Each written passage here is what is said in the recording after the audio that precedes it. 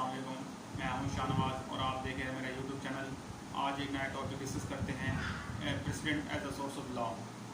President क्या है, president क्यों लाया जाता है, अदालतें इसको किस नज़र से देखती हैं और कानून में इसकी क्या अहमियत है। एक चीज़ तो मैं यहाँ को बताता चलूँ, कानून में इसकी बहुत ज़्यादा अहमियत है। हर केस में प्रेसिडेंट अगर हो तो अदालतें उसको कदर की निगाह से देखती हैं। अदालतें प्रेसिडेंट क्यों बनाती हैं, पहले ये डिस्कस कर लेते हैं।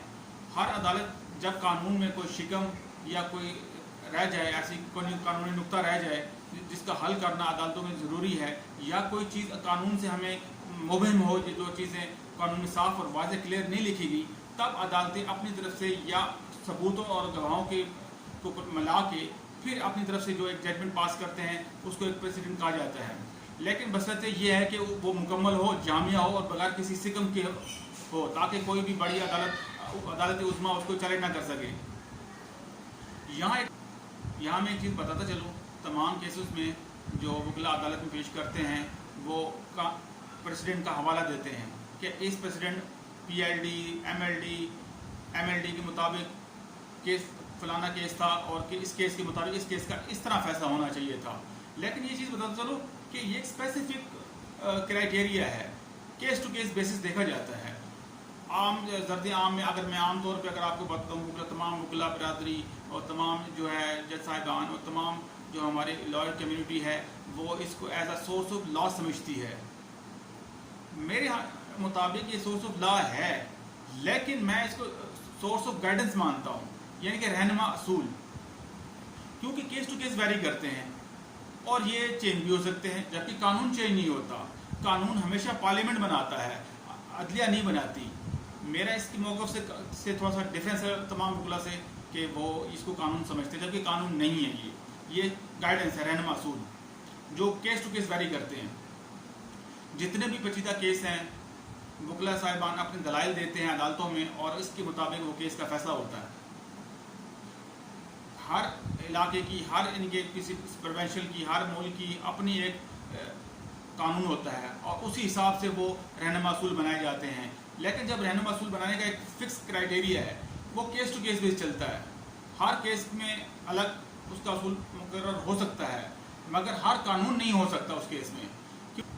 अगर मैं यूँ कहूँ कि ये एक ज़ाब्ते की कार्रवाई है तो बेजाना होगा, क्योंकि केस लॉ हर मुल्क का, हर इलाके का या हर प्रोविंशियल जहाँ हाई कोर्ट मौजूद है वहाँ उसका अपने ही सब्जेक्ट के हिसाब से केस लॉ मुकर्रर होता है। कानून में स्पेसिफिक इसका क्राइटेरिया फिक्स नहीं है। एक चीज़, केस लॉ को हमेशा उस सूरत में लाया जाता है जब किसी कानून में शिकम मौजूद हो।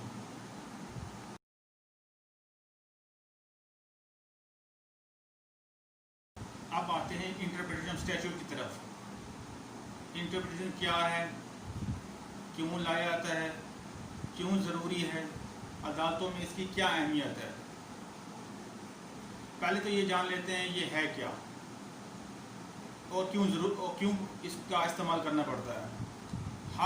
हर वो कानून जो मुबहिम हो, जिसकी क्लॉजेस समझ ना आ रही हों, जिसका पस मंज़र समझ ना आ रहा हो, अदालतें उसको केस को इंटरप्रिटेशन करती हैं कि हमारे हिसाब से इसका ये मतलब और ये इसकी एग्जैक्ट ट्रांसलेशन होनी चाहिए थी।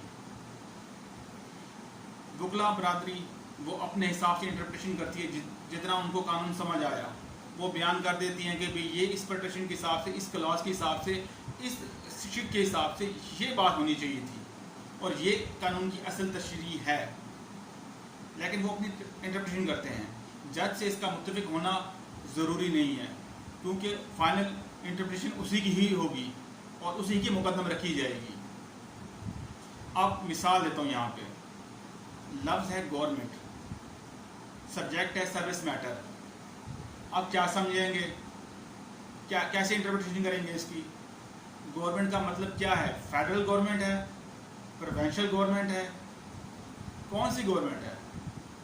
जो कानून के जानने वाले हैं वो इसका तर्जमा करेंगे गवर्नमेंट से मुराद गवर्नमेंट के इंस्टीट्यूशन, ना कि प्रोविंशियल, ना कि फेडरल गवर्नमेंट। अब हमारे यहाँ एक तो बड़ा मसला ये भी है कि हर बंदा कानून की तशरीह करता फिरता है कि ये मेरी तशरीह के हिसाब से है। جہاں اگر سروس کے میٹر دیکھے جائیں، سروس کے حساب سے جہاں 2 سے 4 پیراگراف ہو گئے وہ لوگ گھبرا گئے کہ یار اس کی تشریح کیسے کریں، اس کی کیا مفہوم لیں. اب ہر کسی نے اس لیٹر کا اپنے اپنے حساب سے تشریح کرنی ہے، ہر اس نے اپنے اپنا مفہوم نکالنا ہے. ایگزیکٹ کسی نے تشریح نہیں نکالنی، کیونکہ ایگزیکٹ کام ہے وکلا کا، جج صاحبان کا، وہ اس کی ایگزیکٹ تشریح نکالتے ہیں.